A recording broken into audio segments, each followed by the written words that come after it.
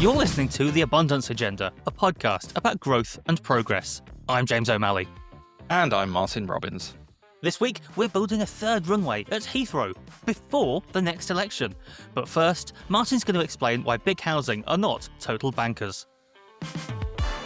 So, James, I've got a bombshell for you. It turns out that we've made a serious mistake on this podcast, and I'm not just talking about your Sizewell C predictions. Have you got something to tell us about the definition of a staycation, Martin? Are we finally getting to the bottom of that one? People have begged you not to get me started on that again, so I'm gonna skim straight past that. No, it turns out that there's actually a very, very simple reason why we're not building enough houses, and it all comes, James, down to those greedy capitalist pigs, the developers. The theory goes that they're deliberately slowing down construction and basically stockpiling land in order to keep house prices artificially high. So I guess by this logic that planning reform is a total waste of time, maybe we should just nationalise Barratt homes. Should I put my tinfoil hat on for the rest of this segment? So that's the theory. It's very popular on the more, let's say, socialist end of the left, that basically as long as we leave house building to the private sector, it doesn't really matter what other problems we solve or how we reform planning, they simply will not build enough houses. And we've been threatening to talk about this theory for several weeks now. And it's worth steel manning this argument because although, at the risk of giving spoilers, I think they're probably wrong about the motivations of the private sector, there is actually a genuine and serious problem that lies behind what they're saying. And it's actually something that I don't think gets talked about enough. So I agree, Martin. It's important to base our opinions on evidence. We shouldn't just take against people because they're quite annoying, the people who say it. So what is the case for it being the evil property developers? Yeah, you're right. So annoying people can be right. And in some ways, that makes them even more annoying. But basically, there are two phenomena that are often mixed together: land banking and slow build outs. So land banking is exactly what it sounds like, really. The idea is that developers are buying up huge tracts of land, thousands and thousands of acres across the country, far more than they actually need. But then instead of building houses on them, they're just holding onto that land. So they're effectively taking the land off of the market, reducing the supply of it, and therefore reducing the supply of new homes, which then would obviously drive up the price for them.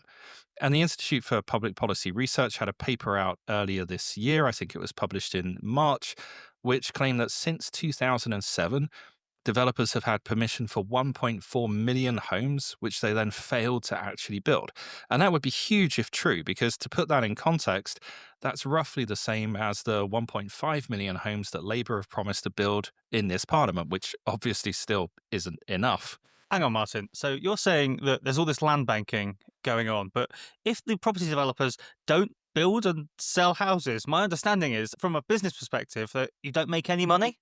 Well, yeah, exactly. And so intuitively, it's a bit of a weird thing to claim. And so I looked in a bit more detail at how the IPPR came up with this number. Now, they have a graph on page 12 of their report for nerds who want to follow along. The report's called Strategic Planning for Green Prosperity. It's based on Ministry of Housing data. And the IPPR claim that it shows basically a gap every year between the housing units that have been granted planning permission versus the units that are actually built. And so they've basically subtracted one from the other to say, this is how many units had permission but weren't completed. And this is where I'm afraid to say they've kind of disgraced themselves, at the risk of doing a Dominic Sandbrook parody, because it seems like they failed to actually read the documentation for that data, or if they did, they basically just ignored it. Because the Ministry of Housing explicitly tell you that you cannot use this data to calculate the number of uncompleted units. They specifically say it is not possible to use these annual figures to estimate the total stock of units on uncompleted sites with planning permission. But why is that? Are they just not counting properly? Can we not count it? Or is there some sort of legal reason that sort of stops us from using the numbers? So it basically just isn't reliable. So it's not as simple as a house gets planning permission and then someone builds it and then it's done and you can tick it off the list. Firstly, units can receive planning permission multiple times. So quite often a developer will come up with a plan for their site, but then they might change that plan and reapply for permission again. So there's multiple permissions that you have to reconcile and duplicates in the data. That data is coming from hundreds of different sources. There might be developers that go bust and get replaced by another developer. And just the names of these things. I mean, you've talked a lot about the postcode address file, James, but this is before these places even have postcodes to put on a record. So actually being able to tell if a completion for Woodlands Rest over here is the same as the planning application for another generically named housing development over there is quite a difficult thing to do. Basically, the Hmm. data is nonsense, and the IPPR should have known better. Martin, that's quite fighting talk. The IPPR, if people who don't know, they're quite a big deal in the think tank world. This podcast is new, Martin, so it's like, you've just gone into prison and you've walked up to the biggest guy in the yard and you've smacked him in the nose just to show him who's boss.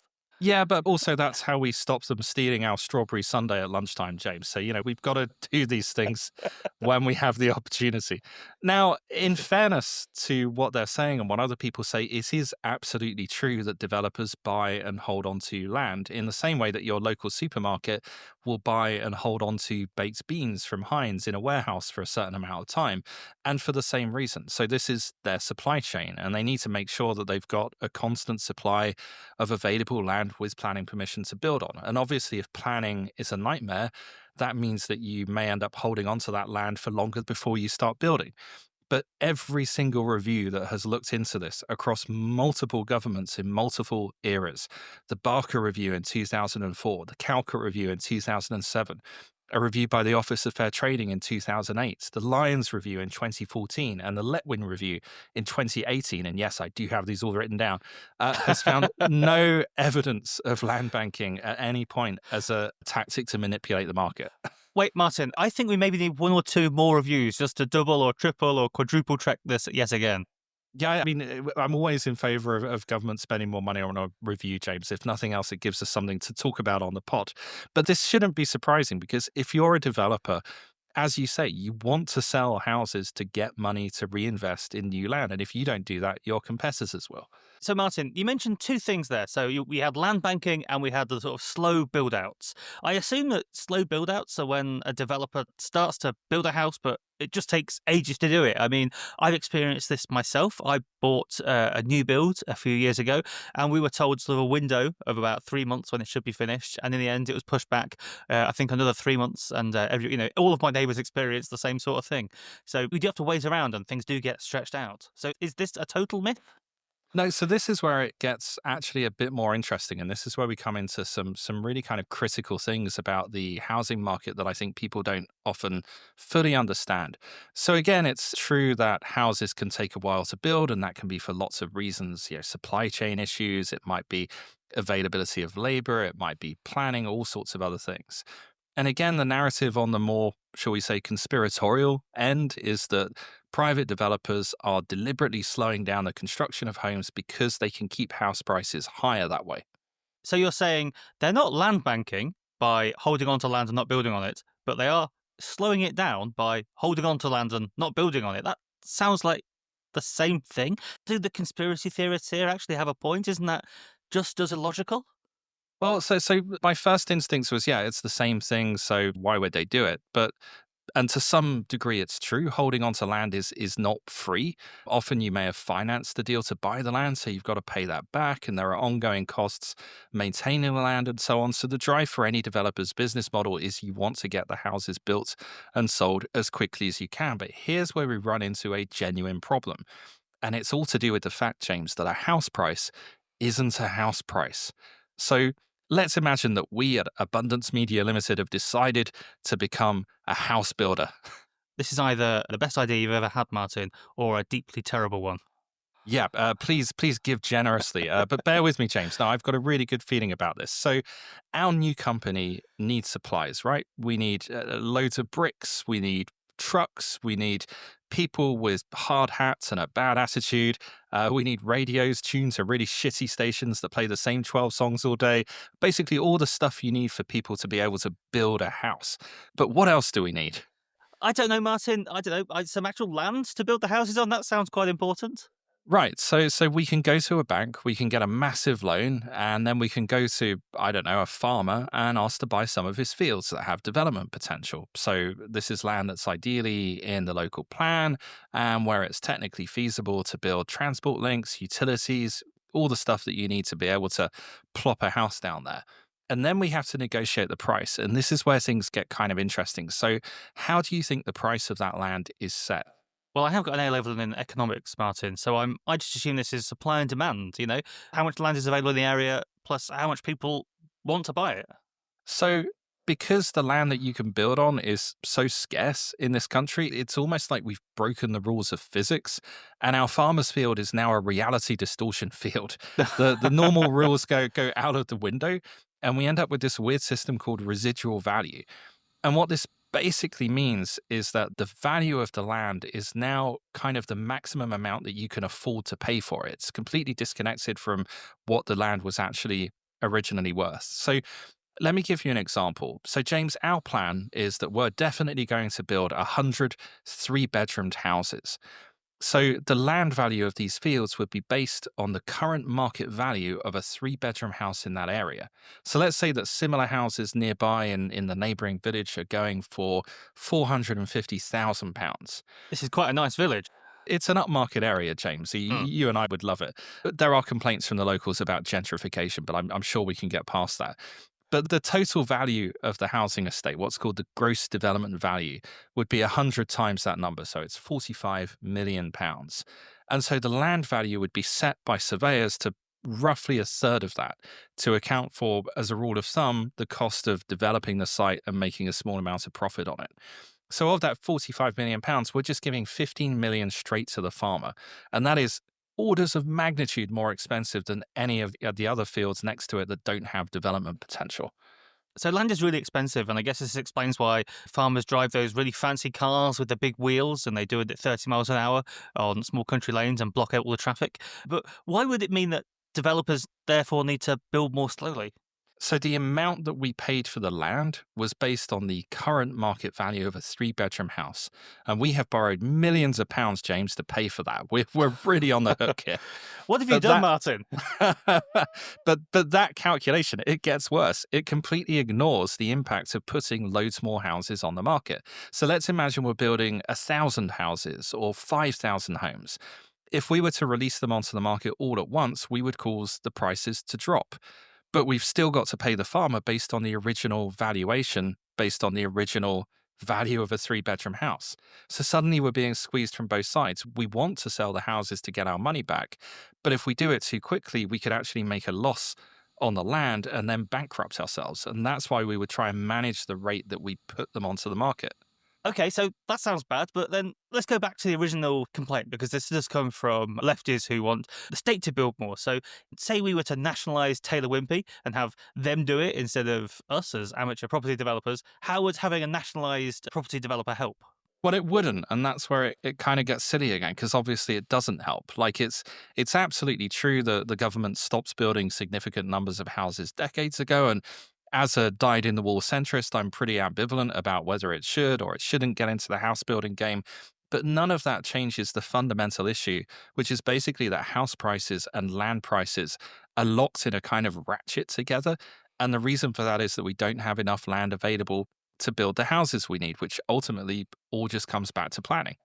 So basically, a government house builder would have exactly the same problems because land is still extortionate and they'd still make a loss. Yeah, exactly. So, say you buy Taylor Wimpey out and you set up Great British Housing because everything has to be called Great British these days. The government could subsidize that to run at a loss. But now you're basically handing out taxpayer money to landowners. And you're also setting up an unfair competitor to the private builders who, let's remember, are building the vast majority of housing in the UK at the moment. And ideally, you want a big, diverse market of house builders. So there must be some other thing we can do. Could the government just, I don't know, control the price of land? Is that weird to suggest? Weirdly, this is discussed quite a lot in the Letwin report, bound to the conservatives of all people, and there are various suggestions for this. So one idea is land value capture, which is basically can we tax the price of land to keep it down a little bit like stamp duty? But as with houses, that's not going to actually reduce the cost of building on land or make more land available. There's a more interesting idea that Letwin proposed, which was to basically cap the price of land to something like 10 times of its original use value. So, this is the idea that basically, if the field is worth £10,000 as just a field, if it becomes suitable for property development, it can't be worth more than 100,000, 10 times the original value. And I think that would help quite a lot. But here's another thought experiment, James. Hmm. Let's imagine if our new property development company was able to buy all of that land for free. I can think of loads of things I'd do with some free land, Martin. I'd have my own little high-speed railway, just go around in circles on the bit of land I own, but it will prove a point that we can build high speed in this country. Yeah, I'm not sure we've got enough money from the bank to do that, but no. So we could definitely discount houses a bit, right? Because as long Hmm. as we're not making a loss, we would want to sell houses fast. And this is the bit that I think people don't understand about business a lot of times. We would rather sell our houses for £20,000 of profit, say this year, bank the cash and move on to the next site than spend 3 years hanging on to them, hoping that we can eventually get £40,000 of profit. With all of the extra costs and the risk involved, our capital's tied up, so it's not really working for us. And we don't actually know if house prices are going to go up significantly in that period anyway. But if we want to be able to bank the cash and move on, we can only do that if there are loads more sites available to move to. So ultimately, new builds are only about 10 to 15% of the housing market. Even if we make them cheaper, the overall housing market is still not going to move that much unless you get really large scale of development going. And that means building lots more houses, which means making lots more land available. I love the fact that you've been a property developer for about 7 minutes, Martin, and you're already using we to refer to you, the property developer classes, you and Taylor Wimpey there having some drinks and deciding what you want. Anyway, Martin, I see what you're saying, but it is sort of terrifying, isn't it, to think that even if we flooded the market with land, then suddenly, without some sort of cap, then the assumption is that high prices are baked into the entire system of buying land anyway. Yeah, and I think it's a great example of something that we talked about with Andrew Hunter Murray back in episode 11, I think it was, when we talked about second homes in their impact on towns. It's very easy to say, oh, there's one simple trick to fix house prices, or we can just ban this or stop people doing that, or to blame some villainous capitalist or business or group of politicians. But I think what we're really trying to get across here is that we have built an entire system, an incentive structure based around the idea that house prices are permanently high and rising. And people and companies and landowners are all making actually fair and reasonable choices in that system. And because of that, housing costs an insane amount of money, and everyone is much poorer than they should be, which is bad. Exactly. So if you could break that ratchet, if you could cap land prices, bring down house prices, everyone gets richer because they don't have to pay so much for housing. That means people can spend more money on other things that stimulate the economy. The government has got more space to bring in broad based tax rises because people can actually afford to pay them now. So then we get better public services, more growth, and Britain becomes great again, and we have another empire. You fixed Britain, Martin. Everything's sorted, and apparently we're also property developers now. So I guess we should get on that and figure out how to start building. Yeah, it turns out that during research for this section, I got us into £30 million of debt. So please like and subscribe, listeners, and maybe one day that nice Gary Lineker will come and bail us out with that goal hanger money. Martin, I know we talked about Luton Airport a little while ago on the podcast. Go back and listen to that in the archives. I think it was a good one. But I think it's finally time for us to talk about the most controversial airport expansion of all, Heathrow's third runway. Are you on board with the idea of building a new runway at Heathrow? Well, the clue's in the title of the podcast, James, but just to spell it out for the slower listener, more capacity means more freights, more fast shipping around the world. It means we can have more flights to the fastest growing economies in Asia, the Far East, South America, places that we really want to trade with now that some of our current trading partners have either been pushed away or gone slightly nuts. And much like houses, there is a chronic undersupply of flights relative to demand. So hopefully we can bring prices down and make flying more egalitarian. Exactly. And as I think I mentioned on our Luton episode, I'm a bit of a late convert to Heathrow expansion. It does sit a bit uneasy with me because Heathrow is a genuinely terrible place to build an airport. In fact, I don't know if you remember this, Martin, but I secretly think that Boris Island would have been a good idea. This was the idea that Boris pitched back when he was Mayor of London to build a new airport in the Thames estuary. You'd reclaim the land from the sea and you'd plonk an airport on it. Yeah, I wonder where it would rank in the list of Boris themed infrastructure projects. I feel like that's an episode that we should do at some point in the future. Exactly. I think it was never really going to happen. If he couldn't build a garden bridge, I think probably a whole new massive international airport was probably a bit beyond him at the time. But it would have been a genuinely good idea. And I think this is my sincere opinion because if you think about it just on paper, like, number one, you're not constrained by all of the legacy infrastructure. That's where Heathrow is if you want to build more. And you can start building a modern airport from scratch because Heathrow was, again, built in the 1940s, started as an airfield, used to have little tiny propeller planes before we invented jet engines. And then people built a load of houses and stuff around it. So it's really hard to expand. So you build in the estuary and you start afresh and you can build something modern like, Singapore's Changi Airport or Hong Kong Airport, which was reclaimed from the sea. And why stop at 3 runways when you could have 6, like a lot of modern airports do? And the second reason it would have been a good idea, and again, let's just say I haven't done the full economic analysis of the costs here, but it would have been less annoying as well for people who do live nearby because there is a sort of trade-off there because flights would have landed from flying over the sea and coming low over the sea rather than the city, though you would miss the sort of amazing view you get when you land at Heathrow and you do that thing where the flight path goes straight over central London and you get to see all the landmarks. Yeah, it would also have been a bit more annoying for people who lived in, say, Maidenhead, for example, and could get to Heathrow in 20 minutes. But I actually lived in Windsor for a couple of years before moving further afield to Maidenhead. It was a dispute with a very wealthy neighbour. The noise, I think, is a bit exaggerated. You get used to it very quickly, and at night you could watch this amazing convoy of planes lining up for the runway, all their kind of lights on in a big long line. And it reminded me of watching Concorde fly over when I was a kid. There's something intrinsically still quite exciting about airplanes. And if you don't agree with that, then, well, don't choose to live in a town next to an airport or the I'm Queen.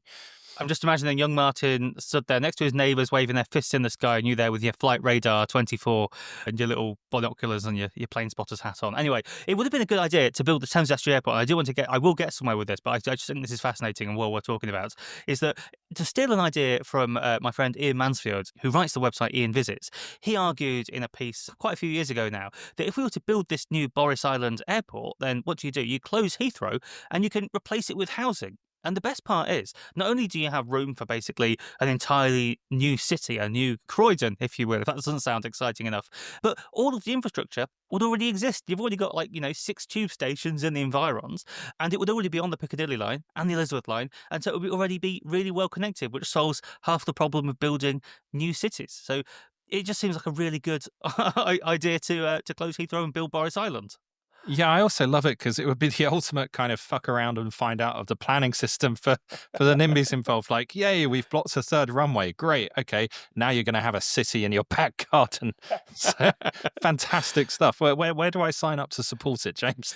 Well, okay, so realistically, I think Boris Island is probably long dead and unlikely to happen. As YIMBY as I am, I think there's probably a lot of path dependency there. Like, for example, we already have a massive international airport in West London.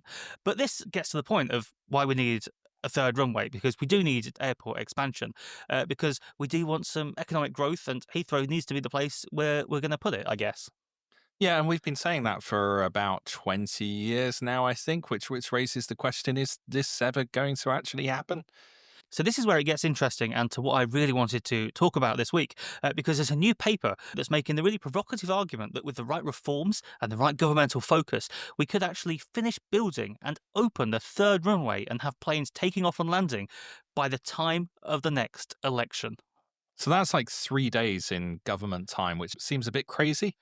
It definitely sounds crazy by British standards, but internationally it's not completely unheard of. So Istanbul, they built and opened a massive new airport, which is 4 times as large as Heathrow Terminal 5. It's got 2 runways, and they built that in just 4 years. Beijing, they built a whole new airport in 5 years.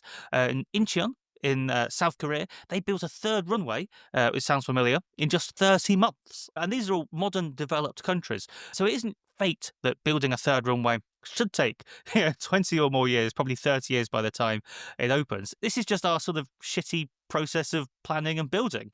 So this is basically the airport equivalent of the Great British Infrastructure Tax, where basically nuclear reactors cost twice as much as countries like Turkey, or high-speed rail costs 10 times what it does in Spain.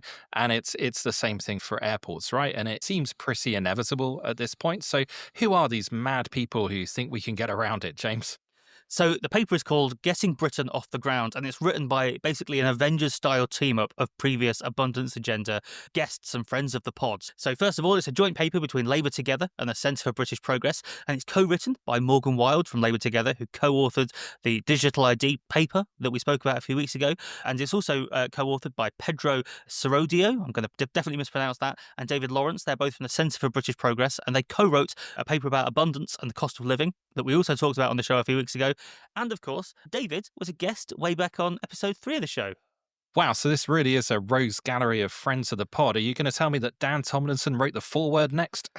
That's exactly what he did. He said, we now have a system where doing nothing is safer than doing something, and where process has eclipsed purpose. This is not sustainable, it is not fair, and it is not how you rebuild a country. And I was waving my fist in the air when I read those words from Dan. Yeah, there was a rare moment of vigorous passion from you there, James. It was quite formidable to watch on my screen. So while you're waving these fists around, hit me. How are we going to build a third runway so quickly? Okay, so to do it, they propose basically a whole number of things to speed up the delivery of infrastructure. And to be clear, they think this can go much wider than Heathrow. This could be sort of a general set of reforms to get Britain building more in general. But to explain why, we do need to get into the weeds. So the first thing they think the government should do, relatively easy, the government should issue a written ministerial statement to say government policy is to support the expansion of Heathrow Airport, because this basically then instructs civil servants that this is the ultimate goal you're aiming for, and sort of reorients the ship of government in the right direction to make sure everyone's sort of aiming at the same thing. It does sound a bit like writing a sternly worded letter, though, James. So I'm hoping there's a bit more to it than this. Yeah, so the second step they point out is a bit spicier, I think. They want to change how Parliament thinks about these things. So there's four types of bill when you pass a law in Parliament. There's the public, private, hybrid, and money bills. We won't get into all of them, but basically a public bill is probably the sort of most big deal type of legislation. It's when something's deemed to affect the entire country. So the planning bill recently, well, that was a public bill because it changed the structure of the entire planning system for everyone in the country. But then the weird thing is that when you get to infrastructure like Crossrail or HS2, which are still quite important, these tend to be passed as hybrid bills. So Parliament will still have a vote on it to say we want to build this thing. But then you get extra committees and consultations with communities and groups who are theoretically affected by this new thing. So I guess in Heathrow's case, it would be like the people who live under the flight path or would have their homes bulldozed.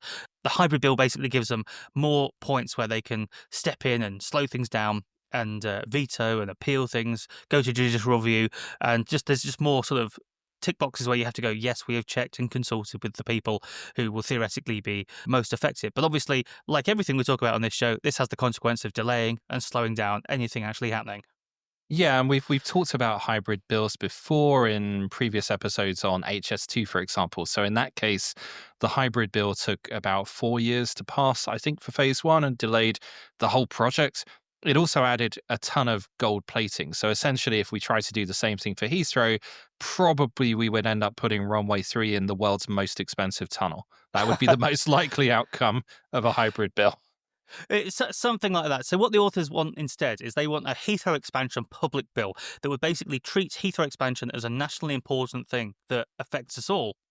And this is on the basis that expanding Heathrow would be good for economic growth, which obviously we all benefit from. So the idea is that you have the public bill, and it means you can skip through all of the regulatory hurdles, like needing to worry about noise and stuff quite so much. It gets past a lot of that. For example, it puts the powers to decide whether the runway is making too much noise or will make too much noise. It puts it in the hands of the minister. So rather than have to decide up front or write detailed thousands of pages of documents up front saying this is how much noise it's going to make, etc., etc., you can basically have the minister afterwards say, "Oh, maybe it's getting a bit too loud. We should we should ease off or change how things are done," and that sort of thing. Yeah, it sounds great, but I guess again, if we pick the example of HS2 and what we talked about with Dobbins Lane in recent weeks, there's a lot of stuff that can happen after the bill has been passed. Local councils can try to obstruct things or make life difficult. How do you deal with all of that in this system? Yeah, so here the authors argue that all of these sort of after bill paperwork, there's a way to sort of lock it down to only take up to 6 months to do rather than years and years and years. And they say that to do this, we need to remove local authorities from the post consent approval process. And instead, they argue that instead we should have for major infrastructure projects something like a specialist discharging unit, which I hope isn't as disgusting as it sounds. And you bury that in the Department of Transport and you get and you get central government to sign off and cross all the T's and dot all the I's and so on. Yeah, it sounds like the place I had to go when I went hiking in Venezuela and came back with giardia.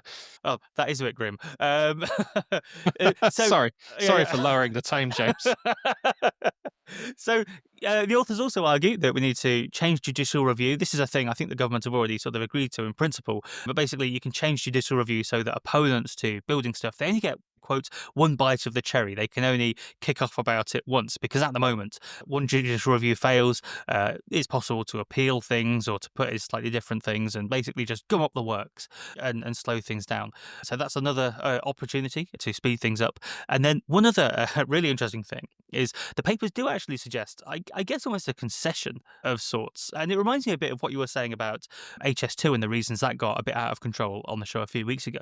Because one of the massive challenges with the third runway is there's nowhere to put it. You can't put it further east because you'd have to bulldoze thousands of homes, which, you know, if you think it's currently controversial, it will be even more of a shitstorm if we did that. So instead, the runway needs to extend west. Problem is, you've run into the M25. So to build it that way, you need to put the M25 into a massive tunnel, which then you get to the problem of how the hell do you move the M25? Also a politically difficult and very expensive thing to do. Yeah, and the M25 is a famously chilled out motorway with very few traffic issues. So I'm sure that wouldn't cause 5 years of anger and rage and congestion. Yeah, so what the authors instead propose is that to start with, at least, we build a shorter third runway as a starting point. So one that's only really suitable for short haul flights. So you wouldn't be able to land, I don't know, like a Boeing 777 or an Airbus A350.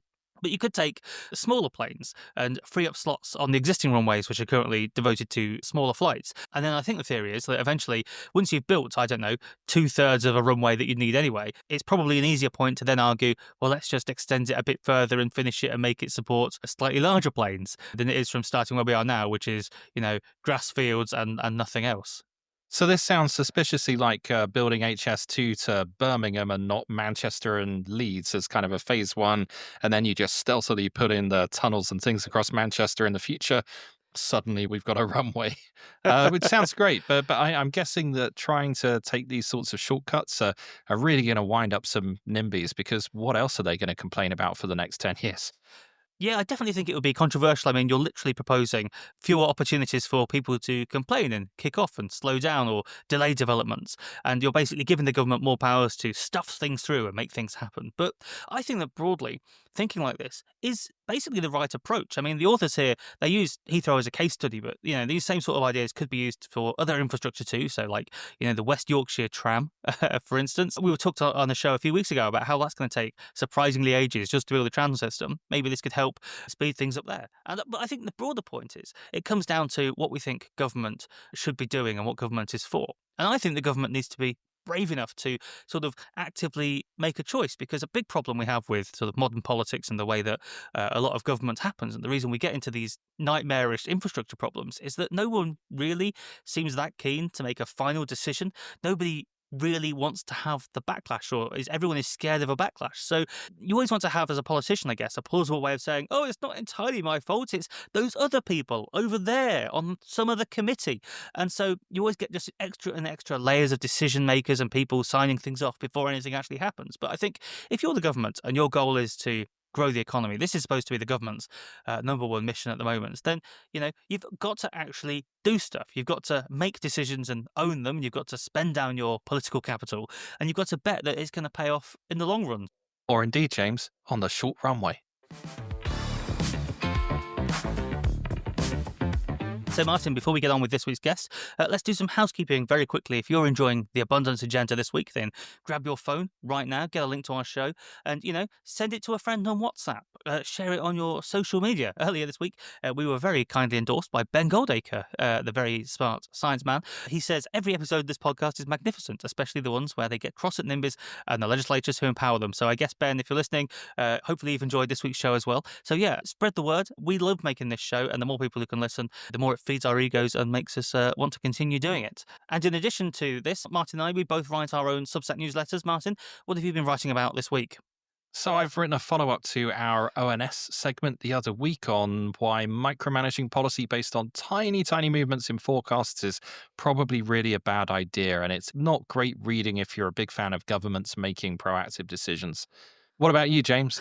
Yeah, so this week I've been doing a little bit of scaremongering. I was thinking ahead to after the next election and imagining what might happen if we do get the not likely but not unlikely result of Nigel Farage entering Downing Street and Reform forming some sort of government, and basically what they could do to Britain's institutions and the British state and how they could sort of screw things up. And I'm not a conspiracy theorist, I'm not saying they're going to go full fash, but I think it could be pretty bad. So you can find links to both our Substacks on abundancepod.com. But now let's get to this week's guest, and it's a very exciting one this week because we've been teasing him on the show for weeks and weeks and weeks because it's the brilliant Michael Dnes.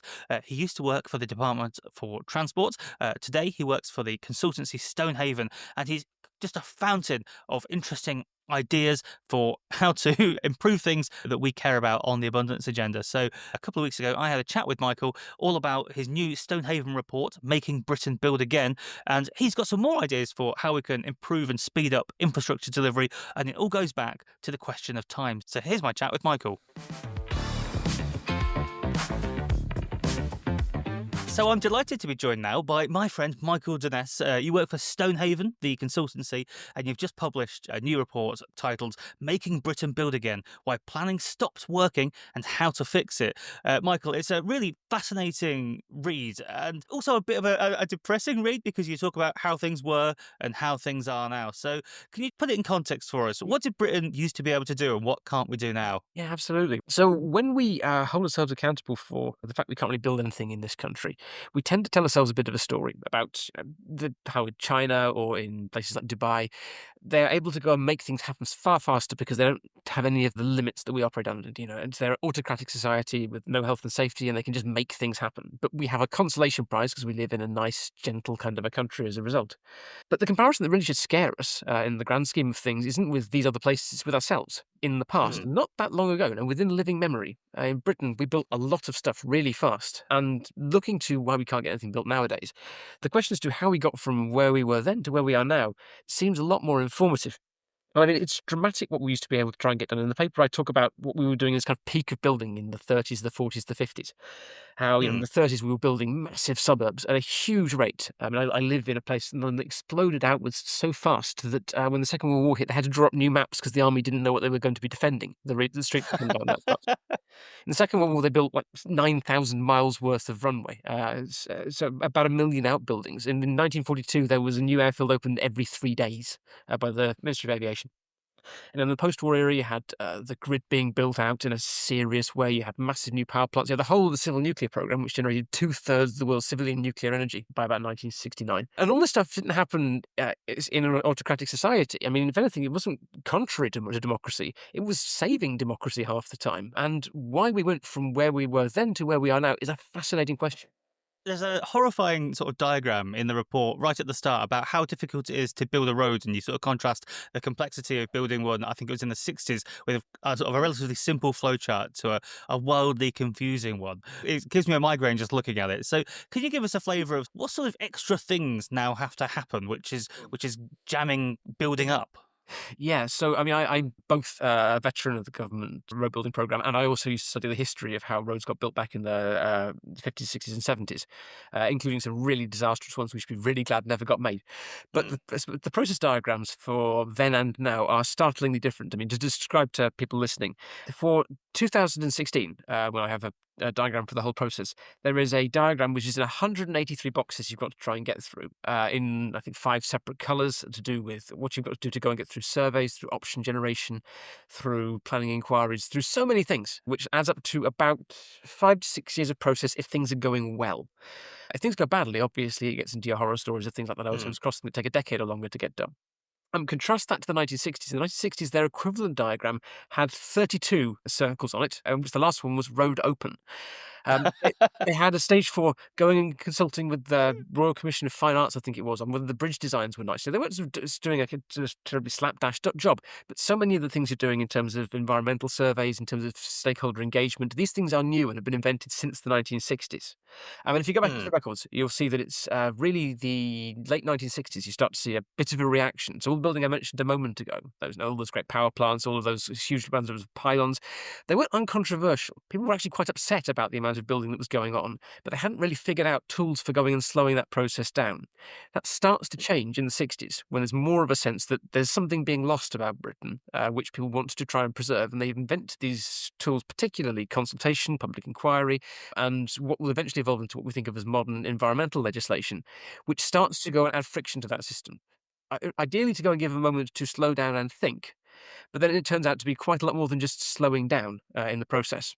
So there's one particularly shocking story that you put in the report about it was building a nuclear power plant in Snowdonia National Park. Can you just sort of shock our listeners by telling us about the planning process for that? Yes, so this is Trosfinid Nuclear Power Station. I'm glad you said the Welsh word there because I was going to skate right over that. I did do my undergraduate dissertation on British civilian nuclear power, so I had to learn it for that one. And later in the roast program, I had to learn how to pronounce Penchlanamelic bypass, which is something that will stick with me for life. Trostinid is a nuclear power station which is built, yes, in the middle of Snowdonia National Park. You may not know that we actually have a now decommissioned nuclear power station in the middle of the park. And it was very controversial when it was coming forward in the late 1950s, so much that it had the longest planning inquiry of any civilian nuclear power station built in the Magnux program. It took 3 whole days to get through the planning inquiry, and the report was an unprecedented, I think, 80 pages. And yeah, because it was making the very reasonable point that building a nuclear power station in the middle of a national park might do something to the character of the park. Now, I mean, listen, Hmm. they want to judge that for themselves. I mean, how many of you actually knew there was a nuclear power station in the middle of the park? And I didn't know before I checked into it for sure. But there was a genuine question of how can we fix this problem, manage it down? How can we deal with the environmental impacts, which consisted of the great and the good getting around various tables until eventually they came up with an answer which was, well, we're getting a really good architect to build the power plant. We're getting the best landscape designer we can to go into the landscaping around it to hide it. And as a result, they got the whole process underway, and the plant was built largely on schedule. I forget when it opened up for use. And nowadays, the power plant itself is gone, or going in, in the process of being disassembled. But the landscaping is now listed. So we liked it so much that we actually thought it was worthy of putting into the heritage system after we finished having it as a nuclear power station, which I think is amazing. Contrast that, though, with what was happening by the 1980s. Sizewell Hmm. B, not Sizewell C, as anyone who loves this podcast will be well familiar with by now. Sizewell B was built in the 80s. Well, finished in the 90s. And the planning inquiry for that took, I think, about 2 years, like 340 sitting days. And the process from starting that to finishing the report was about 4 years. So Hmm. to go from 3 days to 340 was a massive escalation. It's driven mostly by the fact that people started to realize this is where I take all of my complaints and my concerns to. So you would have a big, long debate in any planning inquiry about a nuclear power station about is nuclear power safe? Which is something which probably doesn't change depending on whether you're in Suffolk, as Sizewell is, or if you were in Somerset, as the original Hinkley Point C was going to be before it ran out of time. And that debate kept on locking down the planning inquiry system until it was seen to be a very serious problem in need of reform.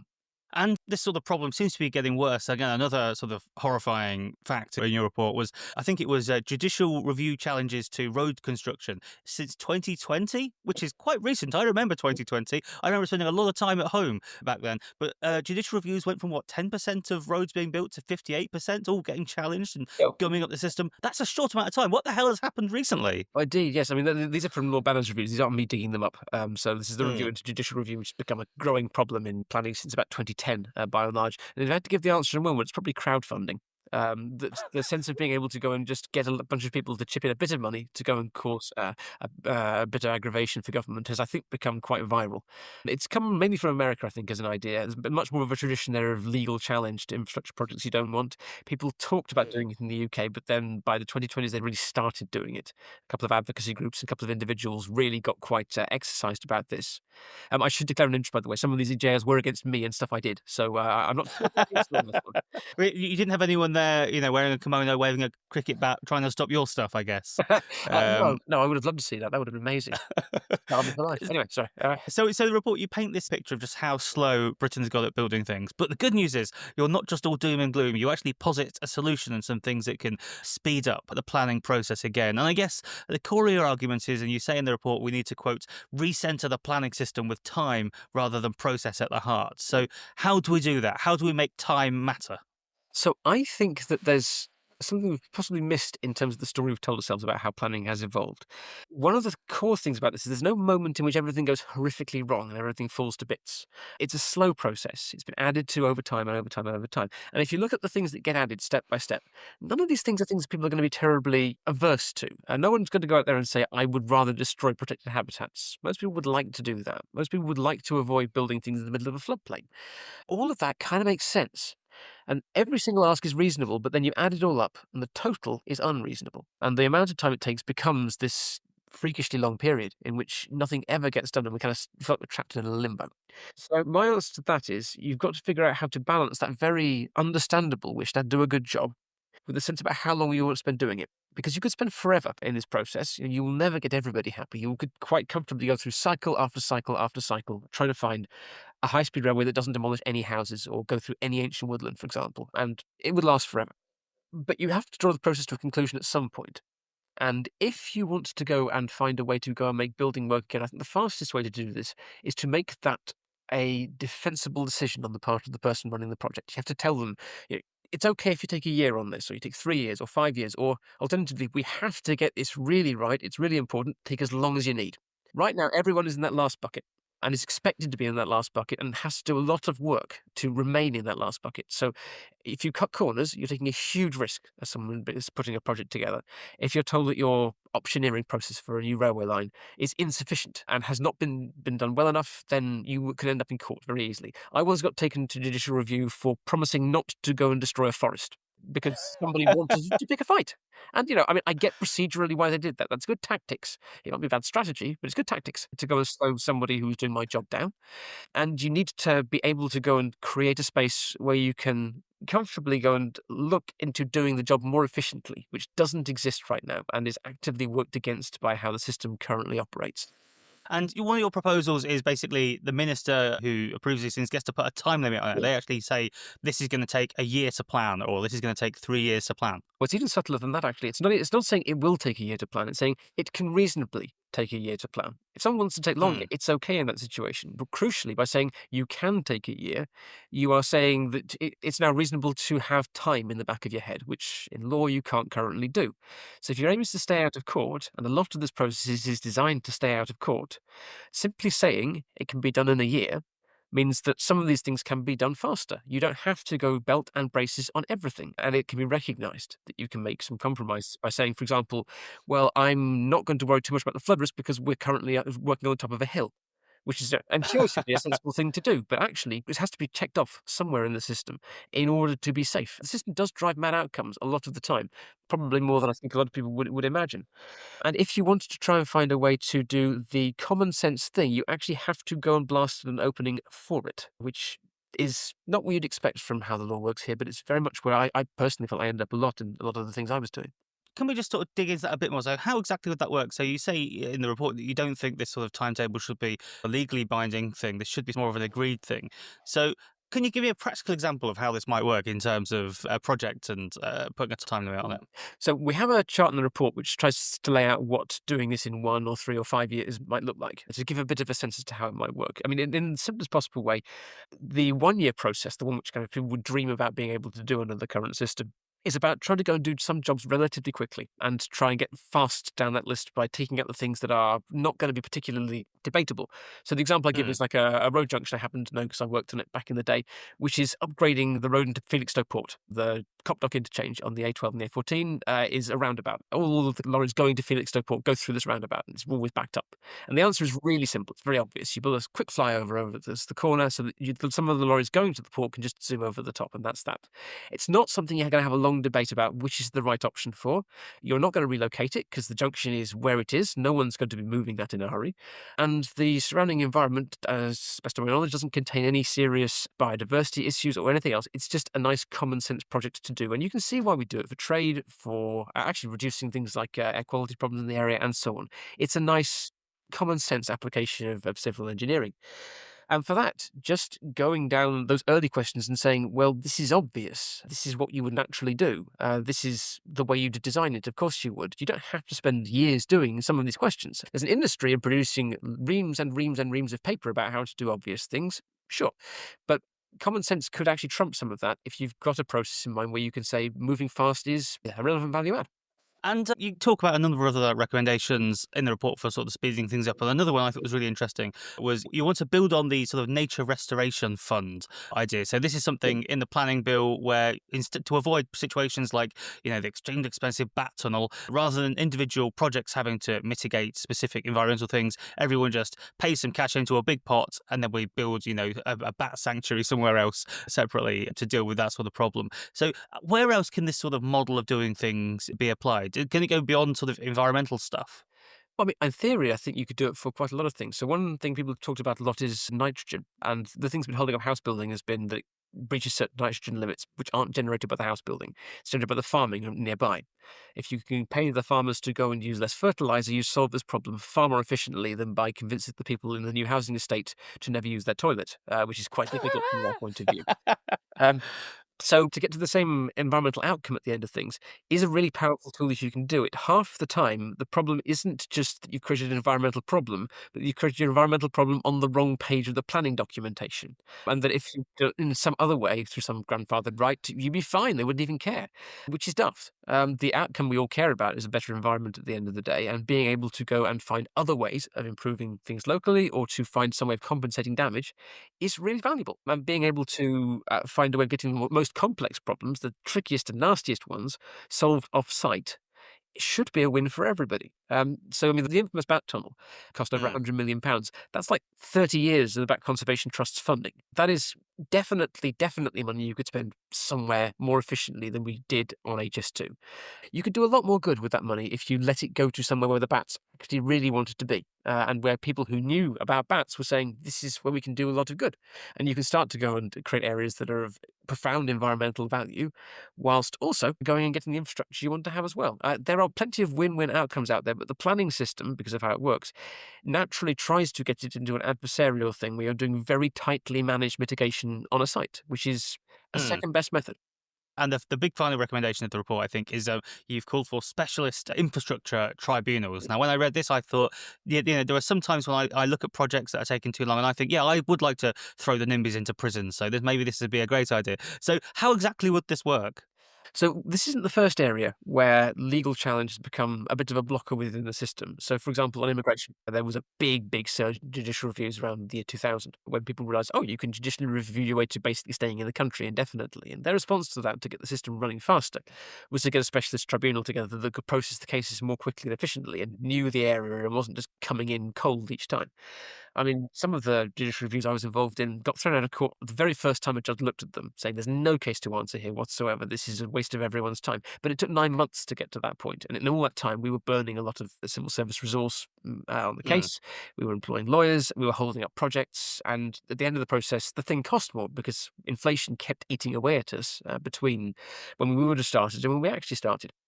Even just Mm. getting that down so that you can have somebody who can say on a first blush read, 1 week in, this is daft, get it out. That would actually be a serious public value right now. And also being able to think about the more serious cases where there really is something that should be discussed. Actually, it's good to have people who really understand the subject area and who have some experience in what can be done because a lot of the stuff that's involved in infrastructure building is quite alien to most of us. You don't tend to think about some of the things that are required or needed or recommended or generally useful for managing the implications of putting a large asset onto the landscape. And both for making it work better and for us to get delivered faster and also for reducing the bad outcomes, people who know what they're talking about are a pretty good investment. So we haven't had enough of experts, I guess.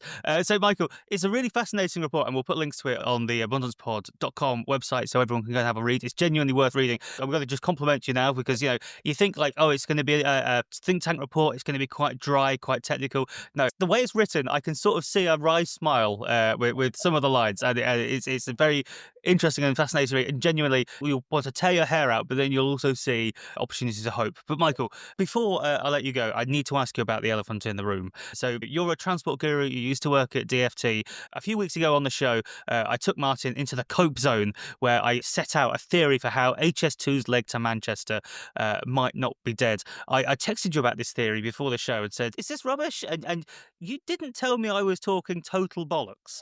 So the theory is that Rachel Reeves suggested that the government are going to do Northern Powerhouse Rail. There was that line in the spending review about it. The government have now published an infrastructure strategy about building Northern Powerhouse Rail. That shares tracks with HS2. The theory is, well, we can just fill in the bit in the middle and then we've got HS2 to Manchester. What do you think as an expert? Is there something in this? Yeah, it's really unclear right now. We're right in the middle of things. We're recording this between the publication of the 10-year infrastructure strategy and the government's Northern Rail strategy. Now, what we know right now is that the government has fully accepted Mark Wilde's review of HS2, and this is not a very complimentary review that the new CEO of HS2 has provided. He's got all the skeletons out of the cupboard and laid them out, and is trying desperately to get the existing programme from London to Birmingham back onto a deliverable footing, like he did with Crossrail once upon a time. It's a very good plan he's got, but it looks pretty grim, all that's coming out right now. And HS2's reputation is pretty low just now. That said, the plans, as you say, being proposed in the north are quite difficult to understand if they aren't seen as being in some way part of an HS2 derived vision. I'm not going to say it is HS2, but it's using bits and pieces that were HS2 to deliver a goal. And the gaps between those various bits that have come forward are frankly the easiest bits of building HS2. So we're in a position in which we're either going to build all the hardest bits of HS2, at least in the West, and then stop without having joined it up into a network, or someone's going to figure out how to go and connect it all together.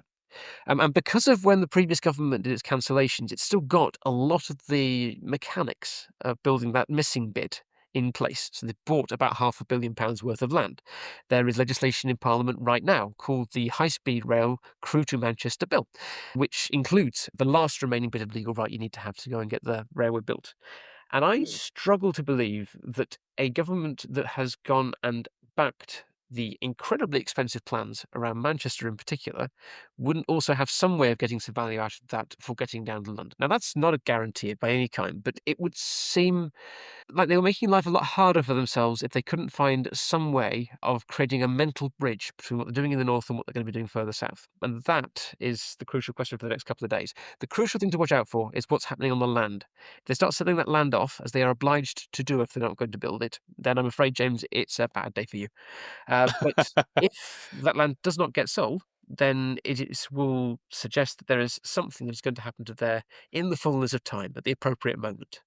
Maybe under a completely different brand, which is not the letters H or S or number 2 anywhere near it, because maybe people by that time are a bit fed up with it. So something like the Mayor's plan, for example, that Andy Street and Andy Burnham cooked up last year, about to go and find a lower cost rail connection that might go between the two, or something along those lines, but something that creates the magic link between one world and the next. Fantastic. Well, if they do start to sell off that land, I'm going to try and take them to judicial review. Michael Dnes, we'll put links to your report on abundancepod.com. But for now, thank you very much.